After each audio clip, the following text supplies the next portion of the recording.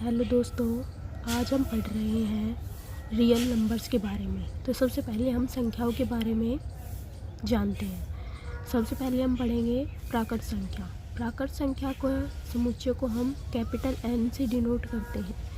प्राकृत संख्या होती है जो हमारी काउंटिंग होती है, जैसे 1 2 3 4 से 1 से स्टार्ट होती है और इनफाइनाइट तक जाती है।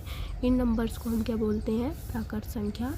इंग्लिश में बोलते हैं नेचुरल नंबर। सेकंड नंबर पर है पूर्ण संख्या। पूर्ण संख्या को इंग्लिश में हम बोलते हैं होल नंबर्स। पूर्ण संख्याओं को हम किससे? कैपिटल W से डिनोट करते हैं। पूर्ण संख्या शुरू होती है हमारी 0 से, 0 1 2 3 4 और चलती है हमारी इनफाइनाइट तक। अब हम देख रहे हैं जो प्राकृत संख्या है और पूर्ण संख्या है। प्राकृत संख्या और पूर्ण संख्या में क्या संबंध है?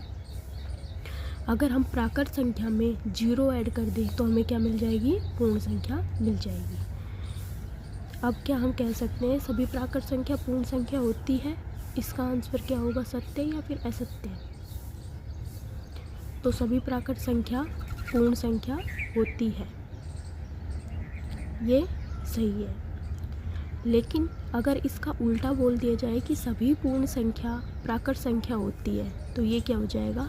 असत्य हो जाएगा, क्योंकि पूर्ण संख्या में 0 आता है, 0 प्राकृत संख्या में नहीं है। इसलिए सभी पूर्ण संख्या प्राकृत संख्या नहीं होती है, लेकिन सभी प्राकृत संख्या पूर्ण संख्या होती है। तो ये बात आपको ध्यान रखनी है। इसके आगे चलते हैं पूर्णांक संख्या कि भाई अब हमने सभी प्लस की संख्याएं तो पढ़ ली, अब हमारे पास होती है माइनस की संख्याएं।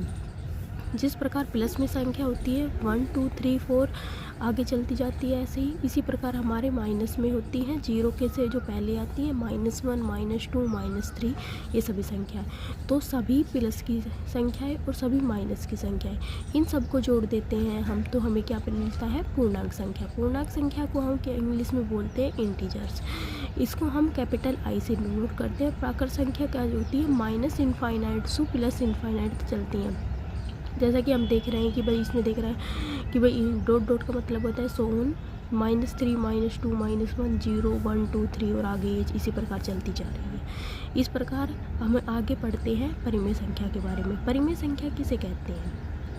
परिमेय संख्या वे संख्या होती हैं जिनको हम P/Q के रूप में लिख सकते हैं, जहाँ पर Q ≠ 0 होता है, और यहाँ पर P और Q क्या है? पूर्णांक संख्या। पूर्णांक संख्या यानी कि प्लस के भी हो सकते हैं और माइनस के भी हो सकते हैं, लेकिन इसमें एक शर्त ध्यान रखनी है कि Q 0 के बराबर नहीं हो सकता है। एग्जाम्पल हम देख सकते हैं 1/2 2